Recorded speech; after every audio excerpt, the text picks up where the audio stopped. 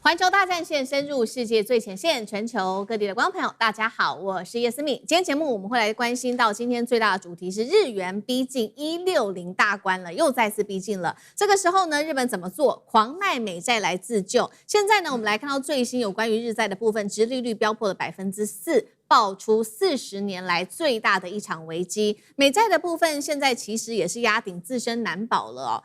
日本是不是看懂了？只有目前是自己才能救自己呢？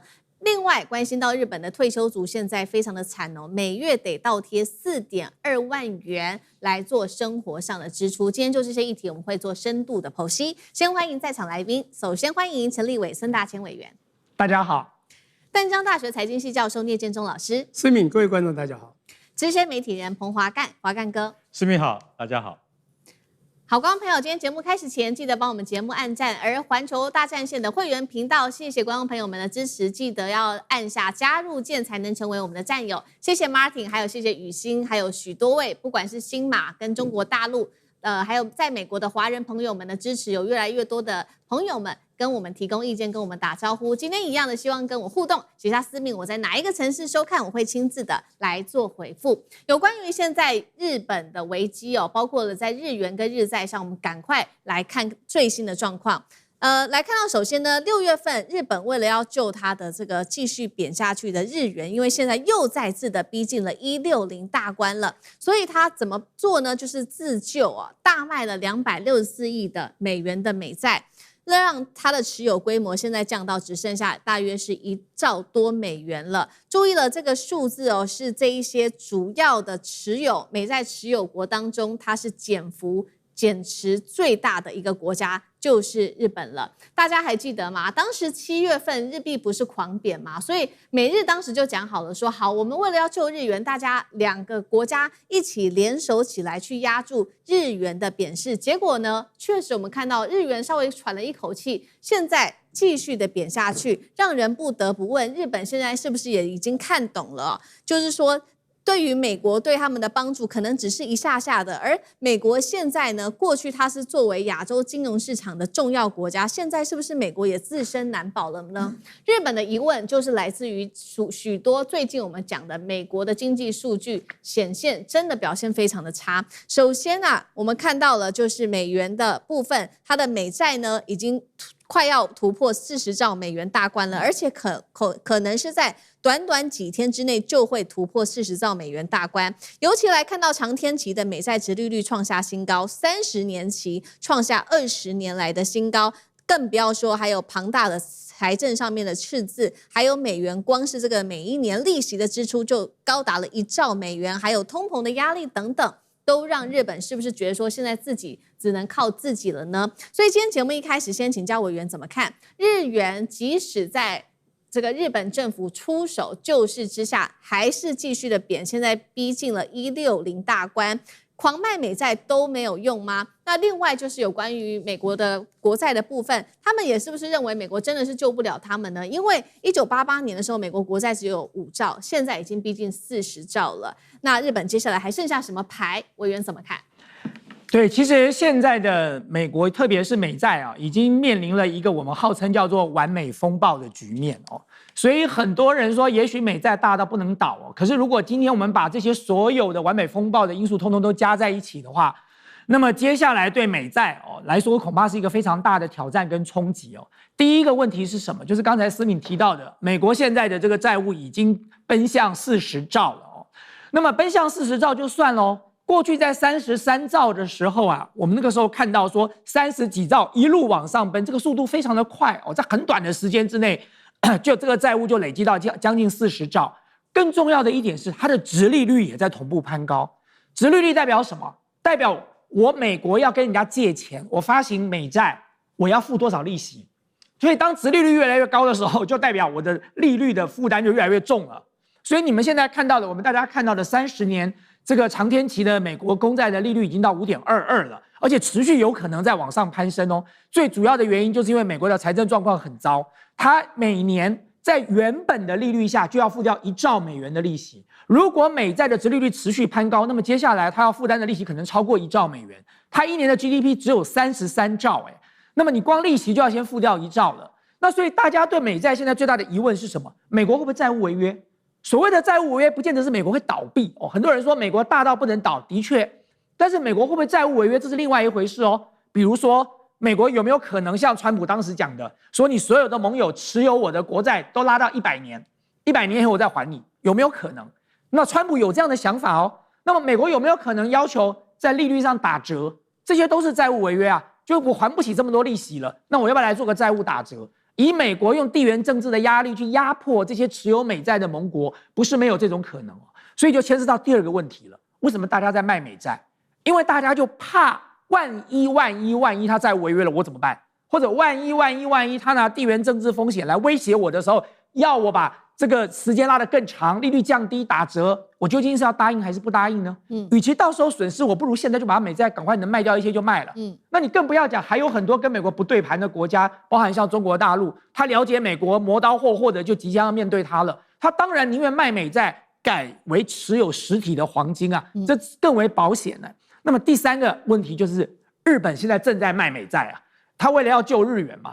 可是当然啦，日本用卖美债的方式去救日元是根本不可能解决问题的，那只能暂时减缓这个日元贬值的速度。可是实质上，如果你不解决现在日本跟美国基本利率的这么大的一个差距，日本如果不升息，那么大家的这个利差交易会持续的交易下去啊，大家来赚利差。所以在这种过程当中，你说日本接下来不靠美国自己来救，自己来阻挡，那他势必要买美债，所以市场上的美债会越来越多。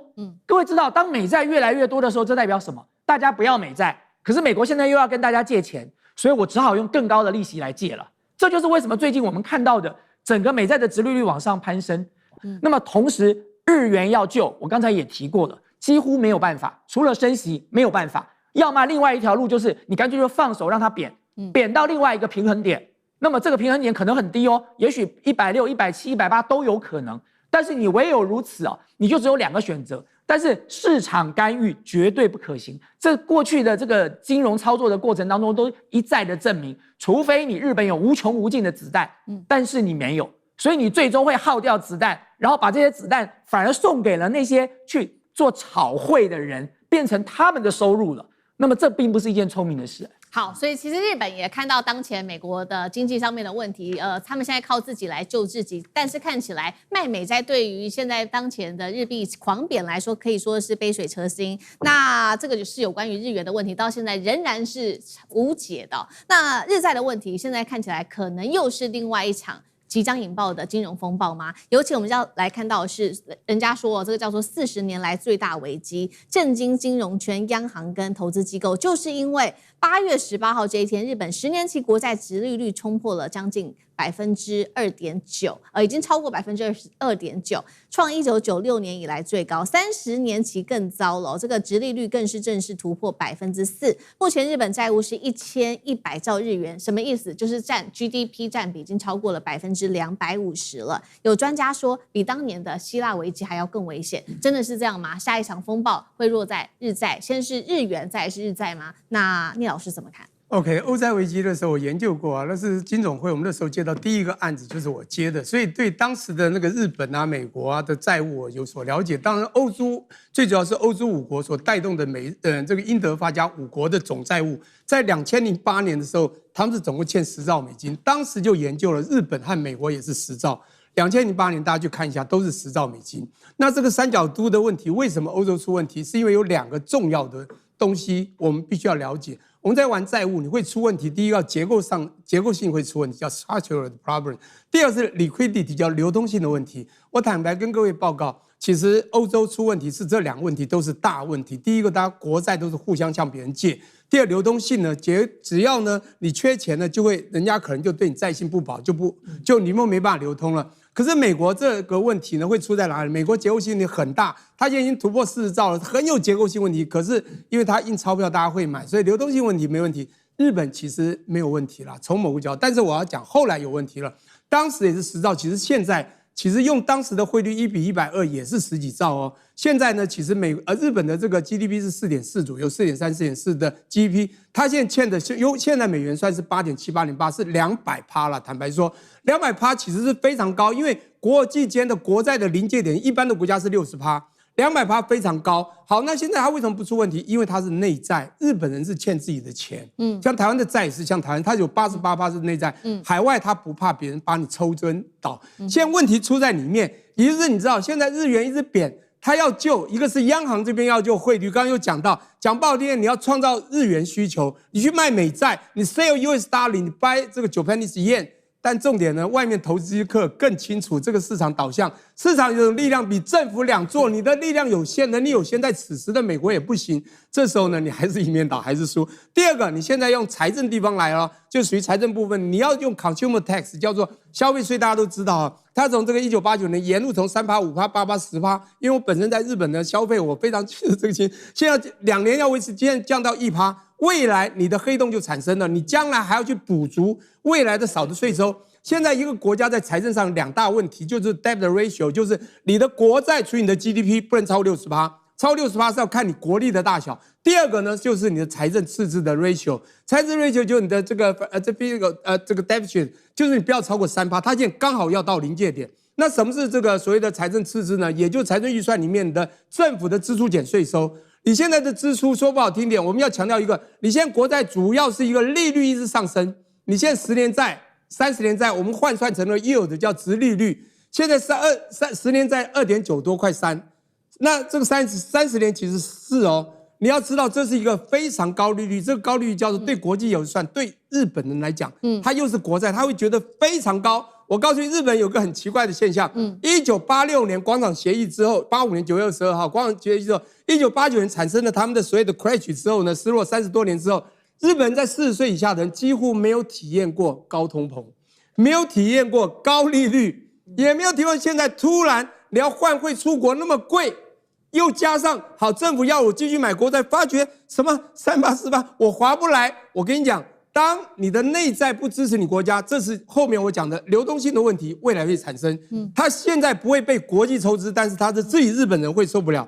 我要讲的重点就是，我们表象看起来日本现在做的一切政策好像都有蛛丝马迹可循。可是你要知道日本人的习性，当你日本人他已经自己受到了创伤，我们讲的笨蛋这个问题在经济，这克林顿讲的嘛，你不觉得高市有很多的笨蛋的后续他没有想到，包括消费税未来的所有的，你知道我们在玩这个经济学叫 business cycle， 未来引申的未来的恶性循环可能会更严重。那 anyway， 我的意思就是说，现在它其实在结构性有问题很高，流动性看起来以我的研究没有什么问题，可是未来有问题，因为现在它整个市场转变。人民对他不信的时候，他的国债都出问题，尤其现在日本人年轻哦，是走小确幸，不像过去以这个忠贞爱国，就是以军国思想来效忠国家，将来就会出问题。好，所以这个源头我们也看到，现在整体的日本人对于国家还有包括了高市早苗的不信任哦，还有整体这个日元跟日债结构性的问题，造成现在可以看到日本的内需哦，还有当地的这个消费状况确实出了很大的问题，所以我们就要赶快来看到的是内部的最新经济问题，是日本的第二季 GDP 季增幅只有0.3%，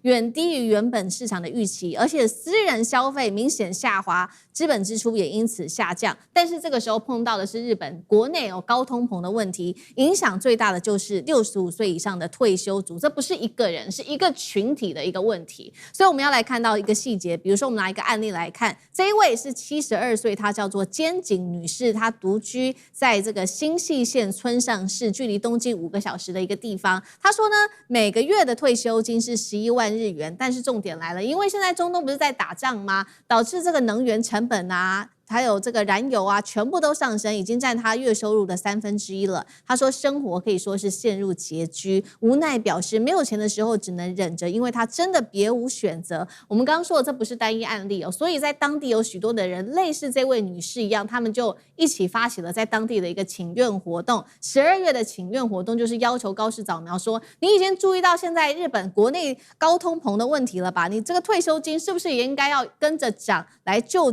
当地的这些退休族群呢？另外一个具体的数据显示，日本65岁以上无职夫妇平均每月靠社会保障给付是22万日元，但是你的生活支出是远高于社会福利啊。还有这些退休金是26万，一个月直接要自己付的就是4.2万的日元缺口，超过新台币8000元。日本人现在目前的心声是，他们觉得每一天都是感觉越活越穷，这个是日本现在的新常态吗？干哥怎么看？好，这个案例真的非常的鲜明哈。新舄县这个72岁的菅井女士，你知道她那个地方叫做村上市，是一个小都市，距离东京5小时的车程。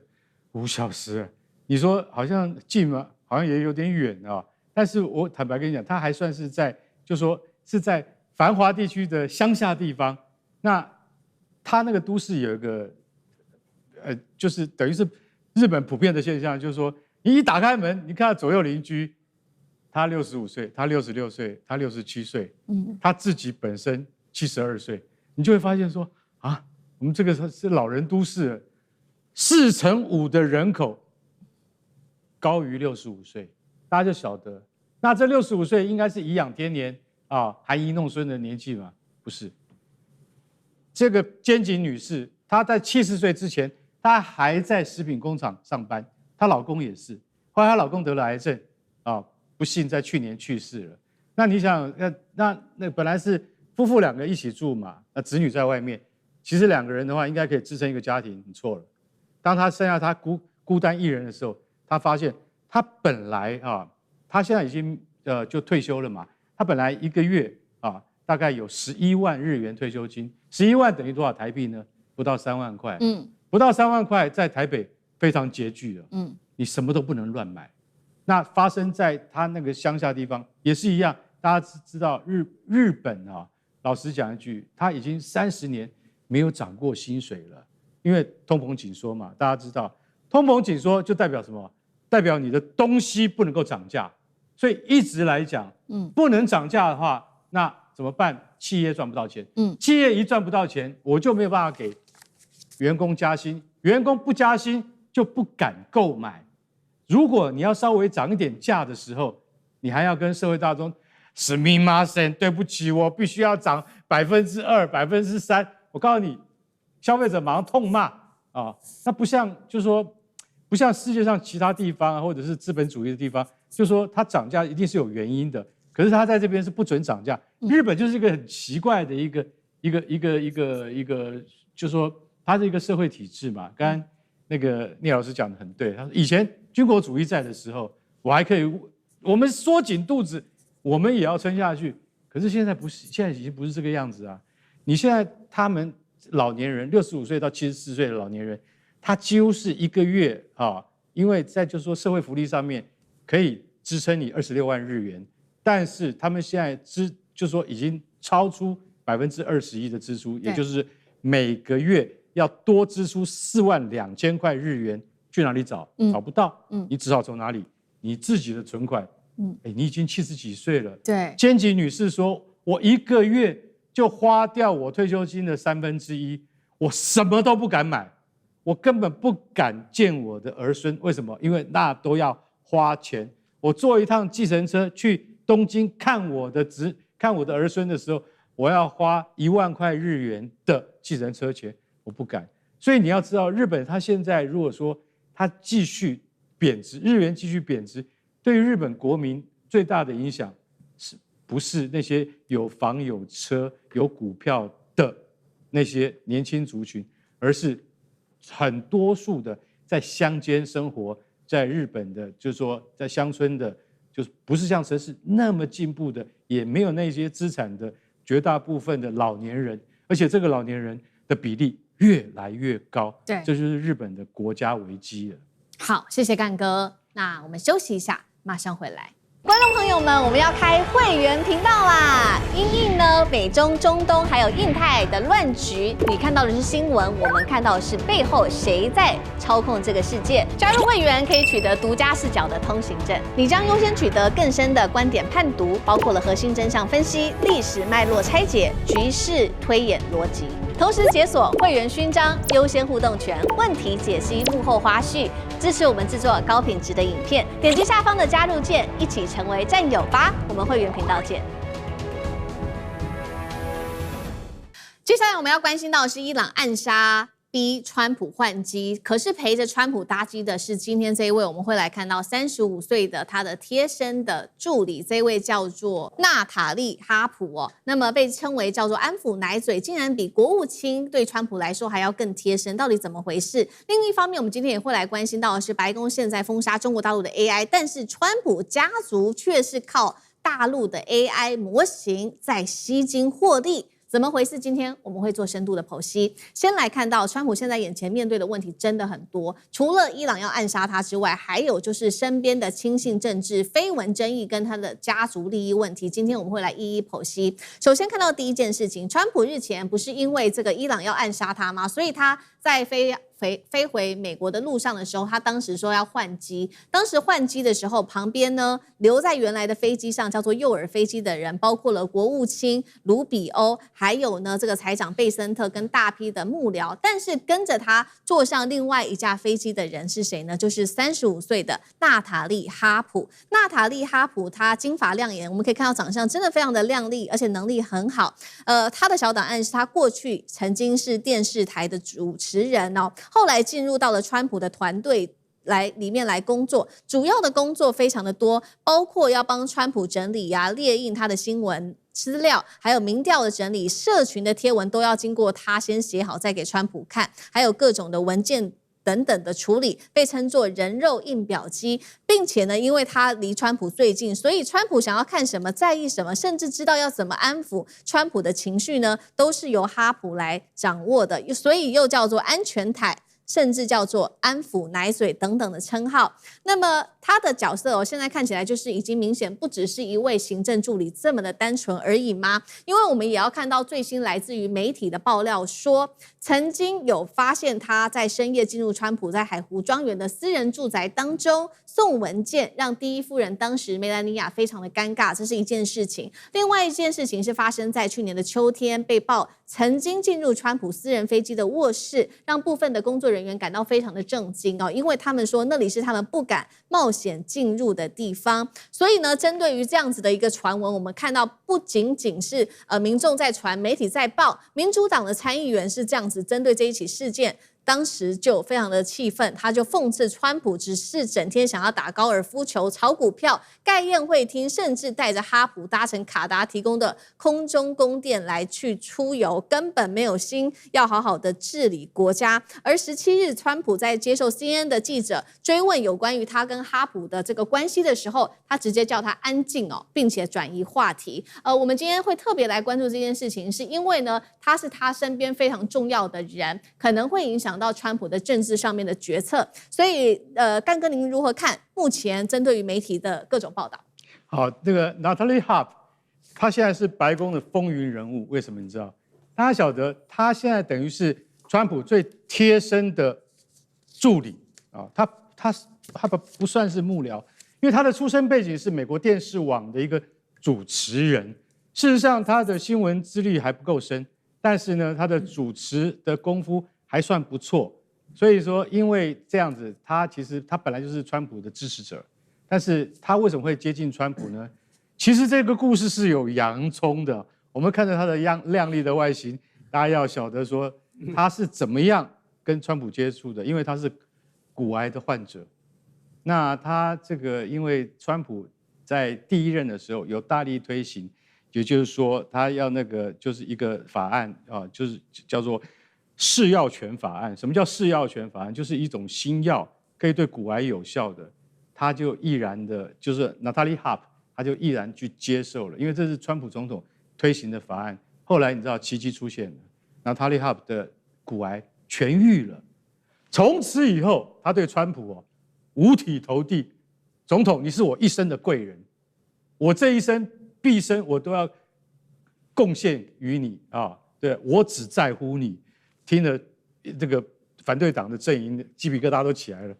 他说我只在乎川普这样子，然后他说只有我懂你啊，只有我懂川普。这我跟你讲，很多女性的选民听了真的跳脚，说你怎么可以这样总统讲话？那他半夜会私闯海湖庄园，为什么？他的理由是说，这个梅兰妮亚就算在，他也知道我闯进去是干嘛用的，你知道？因为我要赶快跟他汇报最新的情况，不管是深夜，只要总统还没有睡的话，他就会冲进去。连他们去打高尔夫球，Natalie Hope 他真的背着印表机到那个高尔夫球场，然后他自己还换球鞋，为什么要跑得过总统？所以大家就晓得说，看到这一个等于是红粉知己吧，然后非常的贴心的帮川普准备了很多会议的事情，还会随时列印出他重要的行程，然后把在社群上面 Twitter 上面对川普有利的他喜欢听的赶快印来给他看，龙心大悦。所以大家就晓得说他的角色非常重要，被美国的媒体把他安了一个名字，叫做安抚奶嘴。当然，对于一个35岁的这个白宫的助理和80岁总统之间有没有什么不可告人的情愫？说一句实在话，那个是八卦杂志去做文章。但是听完我刚才讲，就是说，其实它是有一个过程到现在。那现在呢，这个 Natalie Hope 闹得最大的一个新闻，就是在上个月的时候，大家还记得吗？川普因为要躲避可能的伊朗的飞弹攻击，他竟然把贝森特和卢比欧这些幕僚通通丢在空军1号上面，然后他自己去坐了空军2号，飞到那个英国的基地去降落。结果空军1号在后面赶到那个在10几分钟后降落之后，发现总统怎么从别的飞机上面跳下来？所以大家就晓得说，你们根本没有那个哈普的一半啊迷人。为什么？因为他现在川普真的少不了他，少了他的话，川普可能真的会得心脏病的。好，这个是他的这个行政秘书哦，在他身边所造成的一些有引发的媒体的争议哦，这是第一期。那第二期我们要来看到另外一个争议是，先前中国大陆的 AI 不是一直被川普给禁止吗？结果现在反而成为川普家族要在这个加密货币发财的一个重要工具。尤其今天要来看到的是川普家族支持的这家加密货币公司叫做 World Liberty Financial， 它跟香港的科技和平台叫做 World Cloud 来合作。World Cloud 里面合计呢是提供了90款的 AI 模型，当中竟然有43款是来自于大陆。这些企业包括了阿里巴巴、百度、智谱、DeepSeek 等等，这些曾经都被川普禁的这些公司哦，连川普的2名儿子也公开力挺这一间公司。那么 World Liberty 现在川普家族拥有的股权更是高达了38亿美元。川普家族要知道，靠着加密货币真的是赚翻了。近年来赚了超过14亿美元的这个金额，就被大家讽刺说，好，你靠着中国大陆的这个AI 模型赚了盆满钵满，但是一方面你又禁止中国大陆的相关的 AI 可以进入到美国跟全世界，到底有没有这个利益上面的冲突？聂老师又怎么看 ？OK， 我觉得川普这个人大家都应该很了解他，商业本性嘛，他的根就是利益嘛。他这个人私人利益和国家利益傻傻分不清楚，我想大家都已经知道了。所以他有这个机会，外面当然会讲他公权私用啊，对不对？他有这个机会当总统，太多好处，太多机会了。因此呢，当你刚讲这个 World Liberty 的 Financial 是他跟他的儿子就是 Eric 这个 Trump 合开的，开了以后呢，当他获有大部分的股份，那又用他这个职权之便，的确获利不少。光去年刚讲11亿，去年就赚了8亿嘛，而且赚8亿后有人讲话现在出一个最大的问题是什么呢？是贝森特老是护着他。人家说他赚那么多，成立这个东西有问题。他说没有，这是要稳定美国监管，因为他们能够开定美国监管，而且呢可以稳定美国在国际储备货币的地位。你看都会讲话。那第二个呢，他们今年呢在8月10号又通过了一个叫做 World Liberty 的这 Trust， 有点像银行，就信托公司。它主要在里面呢还发行一个币，又被财政部通过，就是 USD1， 那是 stable coin，叫稳定币你要知道这稳定币由它发行，然后它又跟美元挂钩，对不对？照理讲它是一种稳定币，现在被让它怎么样出去跟其他国家的 AI 跟一个平台，我们讲说 AI 的平台叫做这个 World Cloud， 然后这个合作之后呢，却在里面又允许它可以用 USD1。我觉得是财政部真的是帮这个川普讲好话，好像都是为国家做事啊，为国家监管啊，稳定国家美元的地位啊。可重点来了，这里面有太多川普的利益啦。现在问题利益也就算了，大家知道 AI 你说啊 AI 有什么问题 ？AI 讲不好听，民用、商用就算了，问题如果到军用、到高科技、到航太的话，我跟你讲就有国安风险。美国现在天天在喊国安风险，现在问题来了，这个所谓的 War Cloud 呢，里面有90个平台，里面有43个平台，竟然是中国提供的，就你刚刚讲的这几家，这一提供不得了。好，那提供也就是民用、商用就算，就一发现这里面比比多款都被列为国安风险。请问一下，你怎么解释？所以你今天一个呢，你成立这个获利毛利这么多，那大家说你公权私用，然后你财政部帮你这个圆说啊，好像都没有什么问题。第二个，那你现在碰到了，你处处担心中国追上，你要压制中国的各项的这个不管是软体、硬体啊，甚至开源的这个模型，各个地方去压制。今天呢，你却自己呢的因为的利益去绑装了一个平台，却收受了这个中国的这个。甚至有一半嘛，90%43%。你要知道，这么多有中国的这个平台进去，那又被你列为这个国安危机、国安风险的，请问是不是就有机会透过这个管道一样影响到你这个美国自己的很多的情治的问题啊，这国安的问题？所以这样的问题你要怎么解释？所以啊，还是一句话，这个真的傻分不清楚，到底你是要为自己的利益，还是要为国家利益走？那我不是川普，我也不知道川普在想什么。对，好，川普的这一起事件引发了非常大的争议。那另外同样也是加密货币的争议，就是呢，他最近想要新推一个法案，叫做 Clarity， 是有关于加密货币的法案的。但是呢，他当时的理由是因为他说应该要看这个法案要由来为谁。未来加密货币应该要由谁来监管？是证监会还是其他单位了呢？但是民主党说，你先不要讲这么多啦，你先去处理好，让大家厘清说你总统家族到底持有多少加密货币，我们再去聊法案。那这样子的一件事情就让川普急坏了，所以他这个时候就疯狂的去联系这一些加密货币的巨头进白宫来。是不是可以对国会施压？那包括了这个 Coinbase 等的公司就被川普要求说一起来向国会施压。那接下来会不会影响到整个立法，甚至是加密货币未来的发展？委员又怎么看？好，因为我在研究所除了教人工智慧以外，我另外开的课就是区块链了。所以呢，我简单的来帮大家做一下科普哦。就第一，川普在他选举前发行的这个川普的民营币哦。到现在为止，他的家族大概赚了14亿美元哦。可是整个币圈大概有98万个钱包，加起来总共亏掉了大概38亿美元哦。这是川普的第一件事哦。那么第二个就是川普的二儿子啊，就是刚才建中讲的 Eric， 那么非常高调的跟这个中东的一些相关的资金哦，在去年宣布要在这个中东成立了加密货币的公司。那么这间公司现在也在运营当中。那么第三件事情要跟大家报告，就是说，现在川普从这个当选总统之后啊，他事实上在国会推了2个重大的法案，这2个法案都不由得让外界怀疑，他背后应该得到了很巨额的加密货币业者的支持哦。我所谓的支持不仅仅是选票的支持，还包含了这个政治现金的支持。因为这2个法案，一个叫做天才法案啊，就是我们讲的 Genius Act，另外一个就是我们今天要讨论的这个 Clarity Act。这2个法案呢，主要要讨论什么呢？在天才法案里头，他当时通过了一件事，他把这个稳定币啊合法化。那么当然，他做了一些相关的规定。所谓的稳定币是什么呢？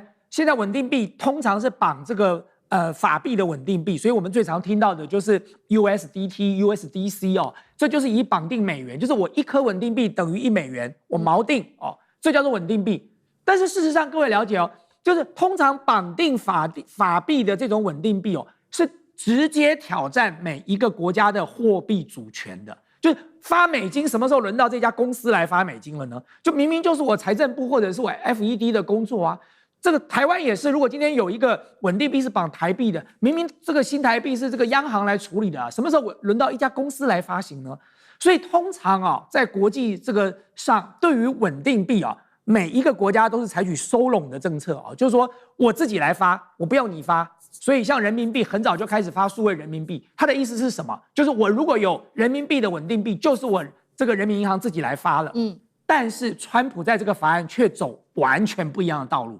它全面开放了，就政府不发了哦。但是呢，各个企业实体你可以来发，你只要符合我的规定，我就让你发。所以在这种情况之下，当然那个时候币圈整个的币价大涨，那个时候各位看到比特币可以一路炒到将近12万美元，当然天才法案是其中一个重要的原因了。对。那么第二个就是我们今天要讨论的 Clarity 的这个法案呢，它强调什么？它强调谁监管？各位知道 SEC 是证管会，CFTC 是商品期货交易委员会，这个差别在哪里呢？如果你是证管会，通常证管会的监管力度是很强的，像台湾也是啊。你看台湾，如果你今天是金融机构，你要受到金管会的监管，那不得了了。金管会是巨细靡遗，大小事都管哦。可是如果你今天是商品呢，在台湾可能就归经济部管了。那经济部的这个监管力道就没有那么强了。所以美国现在也在争同样的一件事，就是我今天的加密货币究竟谁监管？如果是证管会管 SEC 管，那么对业者来说这个压力很大。可是如果是这个 CFTC 管，它是商品啊，所以对商品期货交易委员会来管，那我的监管力度就小了。所以现在争议在这里，川普准备再开一次绿灯，最好就让这个 CFTC 来管。那么这样子，当然对于整个加密货币业者来说，简直就是一个天大的好消息耶。然后最后一个在争议的是什么呢？就是稳定币可不可以给利息？这个就银行就跳起来了。这一波为什么美国国会有这么大的拉锯战？为什么有这么多美国的国会议员后来缩手了？因为银行的游说团体在背后运作了。你想想看，如果你发稳定币的人还可以发利息，那大家就去存在那里就好啦。对，那还要存在银行吗？那银行马上就少掉了很多的收入所以在这个过程当中，这是银行业者没有办法接受的了。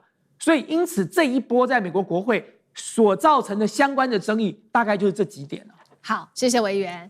那我们休息一下，马上回来。观众朋友们，我们要开会员频道啦！因应呢美中、中东还有印太的乱局，你看到的是新闻，我们看到的是背后谁在操控这个世界。加入会员可以取得独家视角的通行证，你将优先取得更深的观点判读，包括了核心真相分析、历史脉络拆解、局势推演逻辑。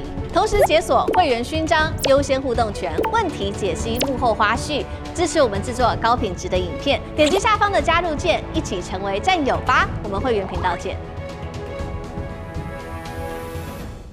好，有关于美伊战事，赶快来看到川普画地图就想要吞荷姆兹海峡，马上说伊朗出招了，2枚的飞弹狠狠的打在荷姆兹海峡上面，狠狠的打脸美国。而且呢，川普现在说画个地图他就想要吞荷姆兹吗？美军这下急了，还说呢接下来要拿下德黑兰的话，他们要用 B61核弹终极做一个终极的一击，真的能有效吗？今天就这些议题，我们会做深度的剖析。伊朗最新又开火了，我们要来看到荷姆兹的海峡，在伊朗这一次的飞弹狂射之下，又再次的急速升高了。我们现在来看到这个防空系统是阿联这边做了指控，说侦测到了2枚来自于伊朗方向所发射的这个弹道飞弹，个别是落在2个地方，包括了阿联的领海跟外海这边，而这一次，伊朗的目标其实很清楚，就是对准海上的航运。所以来自于英国方面呢，是英国的海事贸易行动办公室也很火速的接受到了这个讯息，又有商船在荷姆兹遭到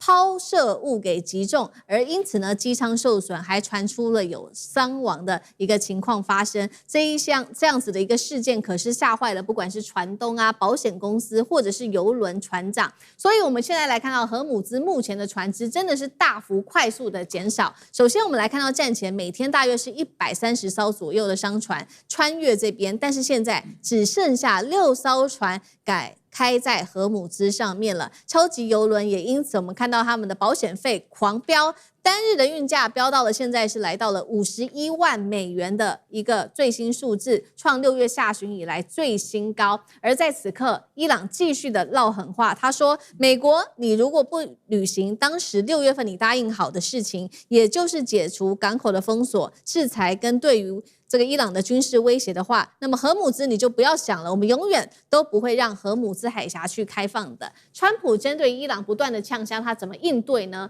竟然是出了一个奇招。我们来看到他立刻的 po 上了这一张新的，在他的真实社群上 po 出了荷姆兹海峡的地图，上面还写 New U.S. Territory， 就是美国新的一个领土哦，他直接这样子做，但真的有用吗？有人理他吗？华盛顿邮报这边也最新做了一个报道，说美伊战事可能改变美国在中东军事存在的迹象，浮出台面，什么意思呢？华盛顿邮报这边得到了知情人士消息，指出说，美国可能完全的撤出波湾地区，美军在这边数十年的时间呢，我现在说有可能撤出，到底怎么一回事？所以今天节目一开始，首先问委员2个问题，有关于第一个是伊朗的飞弹去狂射荷姆兹海峡，这边等于是荷姆兹现在被这个伊朗给全部的控制吗？那川普这时候拿出了一个新的地图，真的有用吗？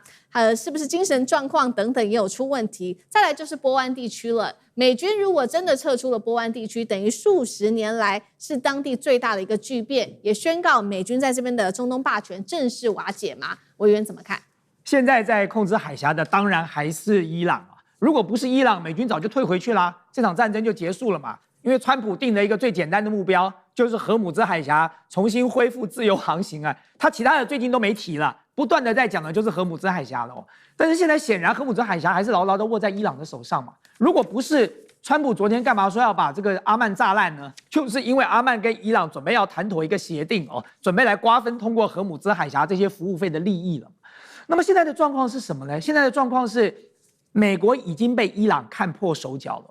所以现在反过来，德黑兰现在是以彼之道还施彼身啊。川普最擅长玩的叫做极限施压，而现在伊朗要玩的也是极限施压了。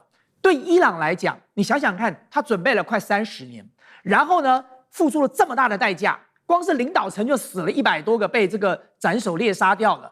那么在这种情况之下，如果这场仗销声无息的就结束了，你让美国跟以色列再准备个3-5年卷土重来，那么伊朗还跑得掉吗？所以对伊朗来讲，现在就当然趁美国的病就要他的命啊。在这个时间不下重手，要什么时候下重手呢？这场战争从一开始，伊朗就定调，必须分个你死我活了。所以他在这个时间点升高对决的态势是可以预期的，他就是要逼美国出手嘛，看你要怎么出手。当然，你说美国要不要用战术核武？美国只要敢用战术核武，俄罗斯就有正当理由在基辅丢战术核武了啦。那么现在就看美国要不要干这件事。全世界大家各国都可以争相效仿咯，因为你美国先开了这个头哦，所以用战术核武，美国也要面临很大的国际压力。那么因此在现在的这个情况之下，美军几乎在中东是无计可施了，它的基地都被打烂了，它的航母战斗群没有港口可以靠港做补给，它的林肯号搞到现在这种德性，来的这个华盛顿号看起来也好不到哪里去，然后它的弹药又严重的短缺，它的兵力投射已经出了很大的问题了，所以伊朗就吃定美国这一点了。就你到底手上还有什么牌？那么伊朗接下来手上还有好多牌耶。我说过，不只是荷姆兹海峡、曼德海峡呢，荷姆兹海峡的2条地下这个电缆呢，一旦切断，全世界所有的原油及其交易全部中断。那么这对全世界来说是造成莫大的冲击啊！这些都是伊朗手上还没拿出来的牌啊！所以在这个情况之下，其实我认为美军要能够这个找到一个能够完美的转身退出这个战场的可能性真的很低。因此刚才石明讲说，为什么川普只能够用这种精神式的胜利法呢？因为你也想不出其他的办法来帮他解套了哦。所以现在对美国来讲，他将来可能会全面撤出中东，这不是一个没有可能的事情哦。因为如果你再看到现在的这个沙烏地阿拉伯、沙特跟土耳其跟巴基斯坦签了麦加协议，这就是活脱脱的就是一个中东自己的北约了。所以以后中东的秩序由中东的国家自己来决定了。那么如果埃及再加入，这个伊朗跟这个伊拉克再加入，那么这样的一个联盟就足以把美军所有的力量都推出中东了。对波斯湾的国家来说，何乐而不为呢？他本来付钱给美国买的就是安全啊，美国给他安全，或者是伊朗给他安全，他只要拿到安全就可以啊。好，这个是美国现在最在意的有关于荷姆兹海峡的问题。我们看到几乎是由伊朗来完全掌控，甚至美军可能退出波湾地区哦，这是今天收到的一个最新的消息。那另外一个美军担心的问题就是有关于浓缩铀的问题了。来自于以色列最新的消息人士宣称，现在呢，这个华府正在研拟一个新方法，要摧毁这个伊朗存放浓缩铀的镐山哦。那么它的方法就是要发射1到2枚的战术核武，真的有用吗？我们先来看，因为先前美国用的是 GBU-57嘛，大家都知道这个是美军最传统也是最强的这一种武器哦，川地炸弹。那当时打的是福尔多，但是要知道哦，当时只是打福尔多都没办法成功，现在要打的是什么？是深埋在底下数百公里的这个镐山哦，那它又旁边有一些厚重的岩层保护，真的能够打穿吗？那所以呢，他们现在预先想到的就是说，不要用 GBU-5000了，用另一款武器。这款武器就是我们今天要特别来看的，就是 B6111，这个叫川地型的核弹。怎么做呢？先深入到地下，再利用核爆产生巨大能量跟震波来摧毁地下的结构。但是他们说，其实也不只说可以用这一款而已哦，因为搞不好这一款也没办法摧毁镐山。最新的另外一款武器，等一下也干哥带我们来看，就是 B6113了。现在说正在快速的发展成熟当中，而且已经完成认证了。它最大的特色就是可以有更精准的爆炸的精准度跟它的当量。干哥怎么看？这是接下来川普手中最终极的一个王牌武器嘛？好 ，B61核子弹啊，就是现代版的当年炸在广岛上的那种核子弹。它就是一种自由落体炸弹，它跟 GBU-57钻地弹不太一样，它是直接这样丢下来的。但是呢，它也是一种钻地弹，而且它加装了 GPS， 也就是像 JDAM， 就是说精准的那个就是全球那个定位系统啊。它虽然是一颗炸弹，但是它装了那个配件之后，它会更精准的，不管打在什么地方，打在十字镐山，打在福尔多，打在纳坦兹。它都有一样的效果，而且它跟一般的钻地弹不一样的是，它是核子武器。如果是核子武器的话，那我们就要计算它的爆炸当量。什么叫当量？当量就是你丢下去之后，一当量就是1000公吨的黄色炸药。它有多大的当量呢？它可以从0.3当量千吨，达到34万千吨啊。要看你怎么样装药而定。好，那我们现在来讲一个重点，就是说怎么会有 B61这种武器呢？ B61从 B61 5到7到9到11到13，现在最新型的是 B61 13型的这种啊，它重多少呢？它非常小，小到你会觉得说它只有800磅而已。你看它长长的。实际上它只有300多公斤，但是它的爆炸威力我刚才已经说过，相当的惊人。投在广岛的原子弹只有15000吨黄色炸药，但是它有34万吨的黄色炸药威力。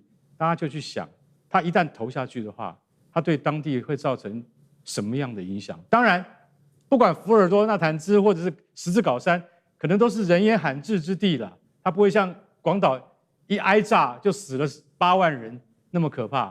可是你有想到它的政治后果在哪里吗？北边的苏联跟东边的中国能接受吗？这种事情不是你敢不敢做的问题，是你做了有什么后果跟代价。所以拜托，我们今天看到这个外电，我真的很头疼啊！为什么？因为发这种新闻跟消息的人，他根本不顾后果，他也不去问国际的地缘政治现实。他说是以色列的一些这个官员放出来的消息，我告诉各位，以色列好胆他自己用，他如果不敢的话，不要推给美国。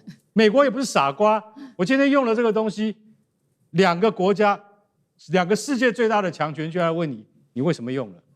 你有照会吗？告诉各位，在核子保证毁灭的时代，你没有照会对方的话，就是战争行为。对方可以进行报复，为什么？你已经影响到我的国家的权益了。你要知道，十字镐山距离苏联的这些前的附庸国多么近，它距离乌兹别克，它距离那个还有那些，就比如说中亚的那些以前的附庸国有多近？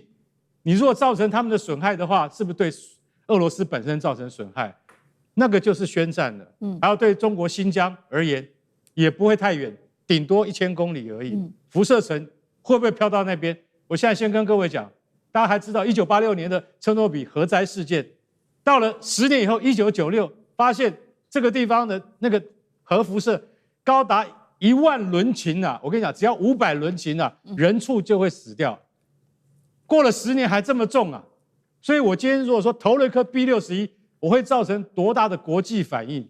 这个不是解决问题的方法。所以请问，请以色列那些官员们不要出这种馊主意。你搞得全世界都很紧张。不能够用核弹，绝对不能。川普再傻也不会用，因为连金小胖都不敢用。你说说看，川普会不会用？好，这个是来自于以色列最新情报，但是以色列从哪里得知这个消息，这不得而知。但是针对这样的消息，伊朗也最新呛瞎了。他说，你真的要炸也没有用，因为呢，这个镐山里面他说根本就没有浓缩铀。最离谱的事情是，其实确实到现在 IAEA 也从来没有真的进去检查过，所以呢。这个伊朗说里面是空的，搞不好是真的。但是呢，美以的情报又说，伊朗早就把数千台的离心机搬进去了，真的是这样子吗？现在是伊朗在唱所谓的空城计，还是到底说这些浓缩铀、离心机啊这些重要设备早就已经搬出镐山了？聂老师怎么看？哇，这个问题大哉问！如果以色列莫萨德、美国 CIA 都找不到，你问聂元忠就知道了。那聂元忠真是神人。好了，不管怎么说，我觉得啦，伊朗有他们的智慧啊。这个地方我们只能说啊，我们大家都知道，这个地方我们仔细爬文一下，你就知道镐山这个地方，他们把它称为它是一个深山隧道。那它盖深度呢有这个80到100公尺。那这么深的地方，当然你如果一个层楼我们说2.7这样子公尺高好了，它有35层楼高。那你知道这有多深啊？好，那不管怎么说，所以呢，这个情报各情报单位把它称为叫情报黑洞。你看，莫萨德 CIA 啊，对他们的这个研究将领也好，军事将领啊，研究科技人才都能够马上定位、精准打击，这个情报收集很厉害。但这个地方他们的确现在有点搞不定，所以把它叫情报黑洞。所以你先问我，我只能说我用猜的说应该会有，但有多少不知道。而且讲不好听，离心机和高浓缩又是两回事。他们一定是分散布局，就像我们在教财务一样 ，diversify 嘛，都是你一个地方炸毁了，但是没有其他保命怎么办呢？我们资产要放在不同的篮子里，所以它那个鸡蛋应该是放在很多篮子里。不过这个地方因为够深够保护哈，我觉得因为它有2个特色，一个是它埋藏极深，第二个是保护力极强，所以它这个设计是非常有保护力的。因此我觉得一定会有部分东西，它要马上撤离也不可能，但是应该还是diversify有分散。不过现在要讲的就是，刚大家讲到一个，现在讲不好听，这个东西啊是以色列传出来的，那是不是真的？搞不好有川普讲到这样的事情，可能没有。但是你大家讲到，因为川普喜欢搞那个极限施压嘛，他搞不好就是火了以后就讲说要核炸你，哇，那还得了？因为刚刚又讲到这个开玩笑，这个国际到时候的打法，这个只能你战术或者就是喊人嘛，因为川普很喜欢喊话喊价，所以我用喊话的这个情况呢，我们就不疑有他了。说不好听点，这个呢我们去了解了一下，不得了，B61-11这个东西，它的威力有多少？你知道吗？它当量是30万到40万公吨的 TNT 的当量，这个当量是当时的这个 Little Boy 啊，广岛那个当量的几倍，26倍啊！开玩笑，炸下去还得了？当然，刚刚有讲过，那个地方可能地广人稀啊，伊朗也大，这样死人一定会死，但是可能没有像广岛这么多。但是不得了，这个国际打法，我也开玩笑，你到时候的那个辐射落成，你怎么办啊？你旁边邻近国家怎么去讲你？你敢动，别人是不是也要动了？那这时候怎么办呢？这时候我觉得是机会应该不大了，这个因为它只是备用。当然还有一个就是因为它没有办法再用 GBU57了，大家知道 GBU57现在剩几颗吗？据我所知，它原30个打掉20个，上次去就打了20几个，现在剩下6枚，它没办法了嘛，它要再打只能用这个，但这个呢又有国际的限制，它的限制这个门槛太高了，所以有点困难度。Anyway， 我觉得这个机会不太大，但是不管怎么说，伊朗现在把它 diversify 以后，美国真的非常头痛。好，谢谢聂老师，那我们休息一下，马上回来。观众朋友们，我们要开会员频道啦！因应呢美中、中东还有印太的乱局，你看到的是新闻，我们看到的是背后谁在操控这个世界。加入会员可以取得独家视角的通行证，你将优先取得更深的观点判读，包括了核心真相分析、历史脉络拆解、局势推演逻辑。同时解锁会员勋章、优先互动权、问题解析、幕后花絮，支持我们制作高品质的影片。点击下方的加入键，一起成为战友吧！我们会员频道见。接下来看到的是中国大陆的科技反杀美国了。这时候美军出钱养出的竟然是语速的这一款机器人。等一下有现场一个最新画面，它叫超人哦。那这个是第一个。第二件事情是美军的核飞弹基地也服软，指明了即使美国政府进大疆，但是他们还是要买大疆的机器人。现在飞鸿供应链可以说是全面崩塌。今天会做深度的剖析。好，赶快来看到这是最新消息了。宇树科技8月19号正式的登上了上海科创板的 IPO， 股价每股来到了150元的人民币，开盘冲到了1100元，涨幅甚至爆冲了超过629%。市场到底在疯什么呢？因为宇树最近丢出来的机器人真的太有画面了。我们赶快来看现场最新画面。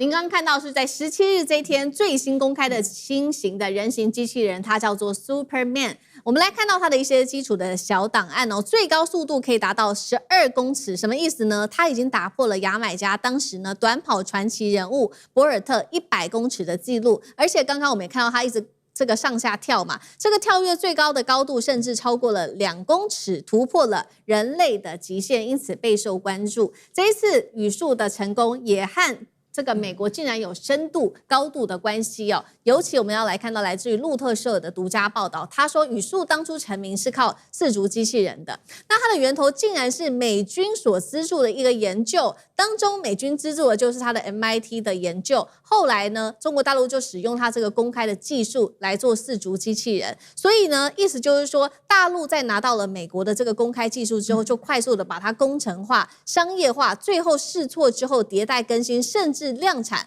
连美国都没有办法用的技术，他们直接拿下来把它量产了。那宇树在2023年因此推出了这款 Go2 售价最低$1600的机器人，取得了全球重要市占，因此声名大噪。连美军在2023年都觉得说，没有办法找到比大陆这一款 Go2 更好的4足机器人了，所以他当时就申请，可不可以豁免啊，让我们美方也拥有2只这样子的 Go2 的机器狗呢？所以今天节目一开始先请教委员怎么看？美国是如何率先？刚刚说了嘛，先开发出了技术，结果被大陆给掌握之后，甚至做成功，还把它量产的。那 Go2 出来之后，等于也是美国的机器人已经远远落后了吗？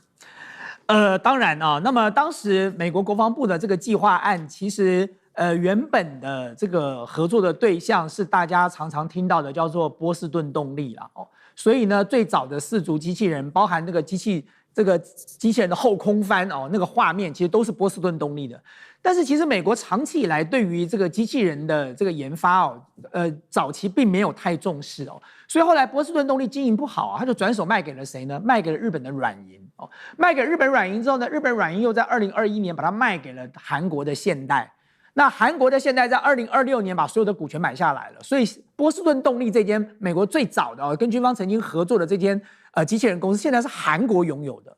那么现在美国国内哦，它也有其他的机器人公司在做哦，比如说我们常常听到的最有名的像 Figure 哦，它推出来的最新的一款叫做 Figure 3哦，那 Figure 的机器人已经进入了 BMW 的这个工厂哦，来帮忙做工作了。然后呢，再加上像 Tesla 的，各位知道这个马斯克最喜欢去宣传他的机器人就是 Optimus 哦，擎天柱机器人。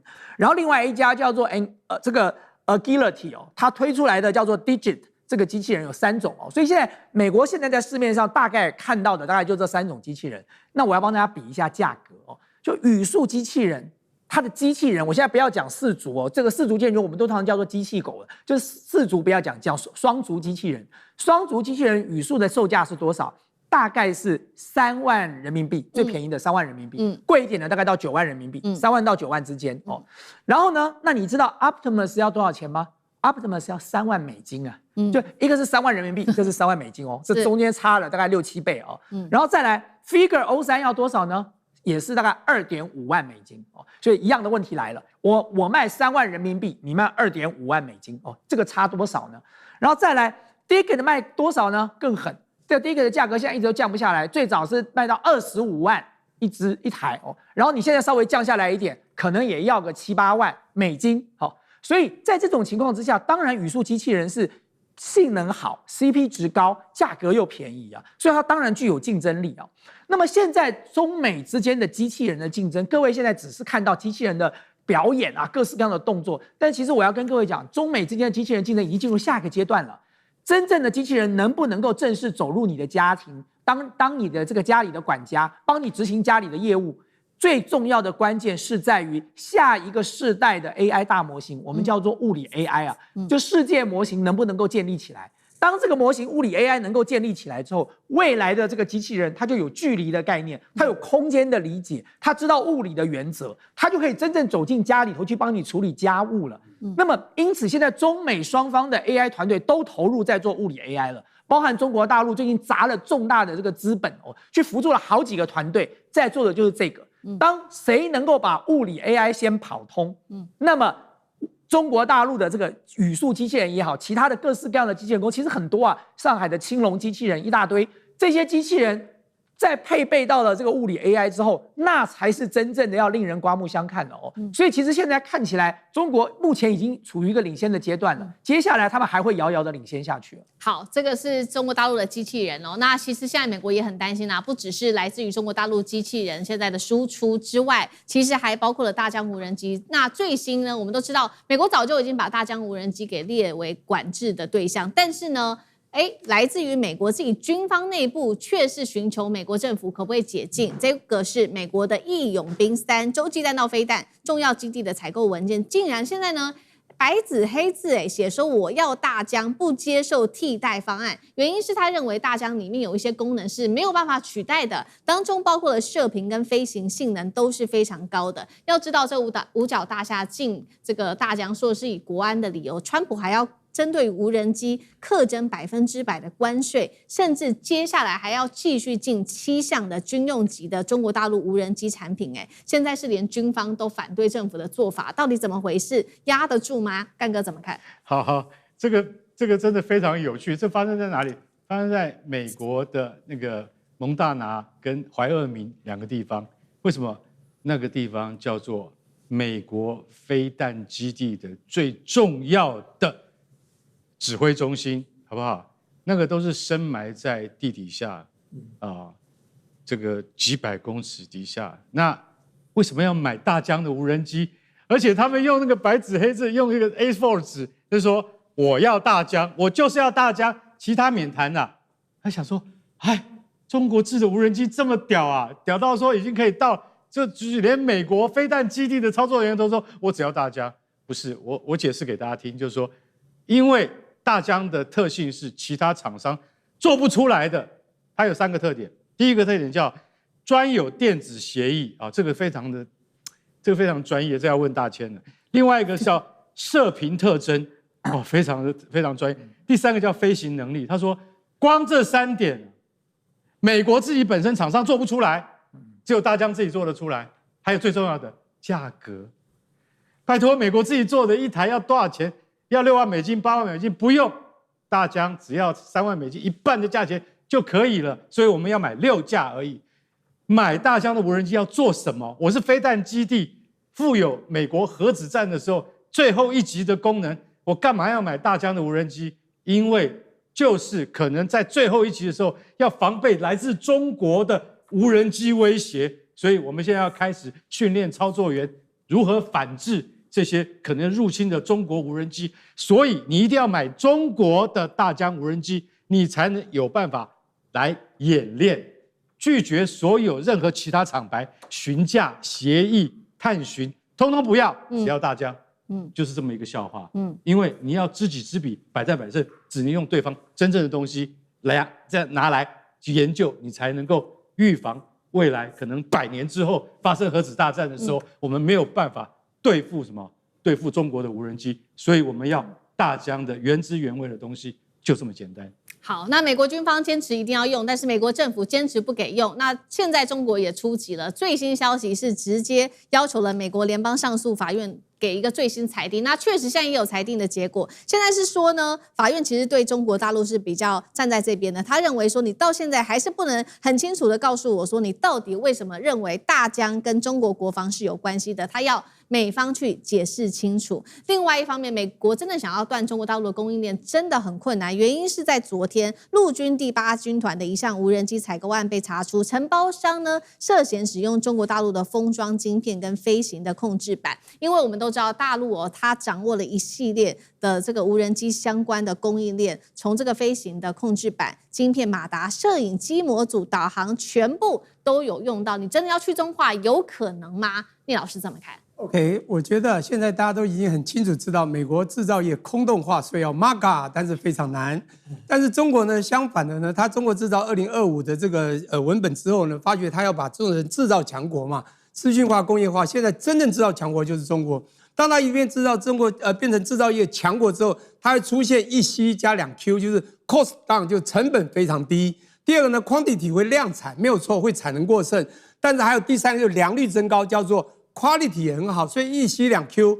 当然这个时候呢，造成全世界害怕，哇，你东西又便宜，到处去卖，甚至告你当品，就开始限制，这是第一个飞鸿。第二个呢，因为你太利好，可能会造成所谓的国安风险，又开始在限制你。这时候你就会发现，这个出现2极了。对中国来讲呢，它就会出现了所谓的产能过剩，产能过剩它就会大家又在飞鸿供应链卖不出去，它就会内卷。一旦内卷，价格就越来越低，那国际压力就更大。那除了这个中国之外，其他国家只要飞鸿，尤其像美国，它的需求还是在啊。你有飞鸿，它更需要产生的超额需求。一旦超额需求，价格就是奇货可居，越来越贵。我想这个还不是重点，是未来当这2个地方啊，中国这个其他地方飞鸿，中国一直在成长之下，你会发现这个场域的变化，在美国，尤其美国一直要抵抗中国的科技发展。你什么都不用，你无人机不敢用，你这个甚至 robots 这个机器人不敢用语速的无人机不敢用大疆的，我告诉你，未来你的生活场域就变得非常落后。你要看中国所有东西，包括低空经济哦，无人机，这机器人不管是公关机器人、事务型机器人，都节已经追上了所有的全世界其他国家。如果其他国家不跟进，就像我们台湾也是一样，什么都抵中抗中。我们台湾现在什么都没有，你去低空经济你到哪去找？你去外送哪有这个就直接送的？你到大陆真的很多地方都这样，你会发现我们会落后。你越抵抗人家，越害怕人家，越不让人家东西进来，你越惨。所以我跟你讲哦，那些聪明的一些商人啊，就会偷偷的去买他们的零件。